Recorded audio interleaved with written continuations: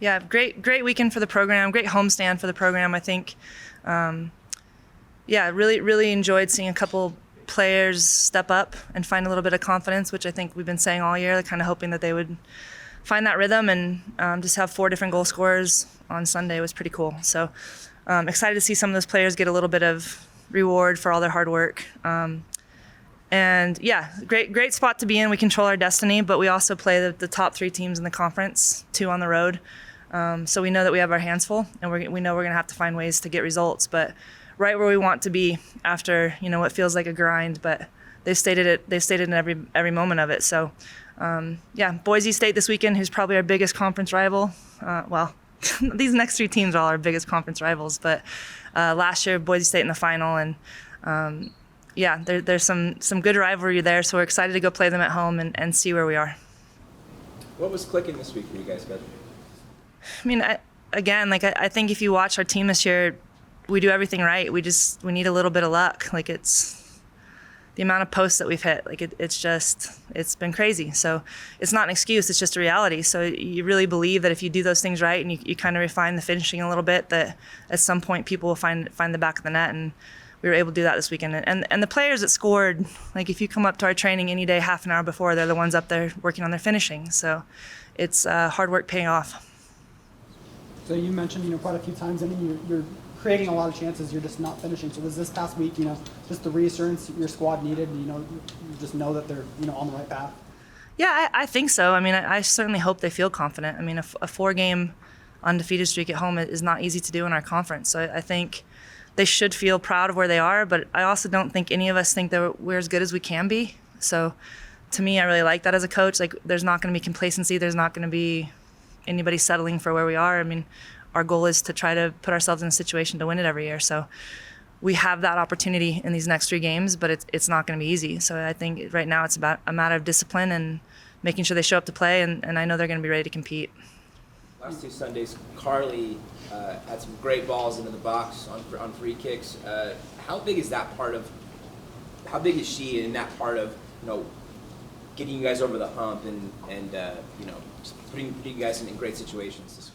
Yeah, I would say Carly and Maya and Jalen, truthfully, our entire back line has a lot of experience, and their service into the box. I think Jalen had an assist. I think Maya had an assist, 1 off the post. Carly had 2 assists on the week. So when you have your back line creating opportunities for you, that's huge. But I'm not surprised from that crew. They have a lot of experience under their belt, and they're the engine, to defend all game and then still find a way to contribute offensively is pretty huge. So big kudos to all of them, and certainly Carly's set pieces have been unbelievable. You mentioned Boise State as kind of a conference rival. What makes them a tough opponent? Probably on paper, Boise State's probably the best team in the conference. They return a ton of starters. They've been very good all season. They've scored a lot of goals. I think they went on a 9-game undefeated streak here recently. But there's just a healthy rivalry there. Since I've been here, Boise State's always been good, and every time we play them, it's 1-0 one way or the other. And I think our team has a lot of respect for them. I think they're going to show up to play us. And last year we were able to win a championship on their field, which they want their revenge for. So it's going to be a fun one. How do you manage such a difficult road trip toward the end of the season, and have these games be so meaningful and keep everybody fresh? Good question. If you have that answer, Robert, you can come coach. There's certain players on our team that have ridiculously high minutes, and that's the difficulty about college soccer and playing 2 games every weekend. It's just not physiologically. It's a terrible structure. It just is. You should play 1 game a week. But it is what it is. So we do a lot with making sure that they get their recovery right. We do a lot making sure if they need a day off that they have it. And then, part of it too is just if you want to win, winning's hard.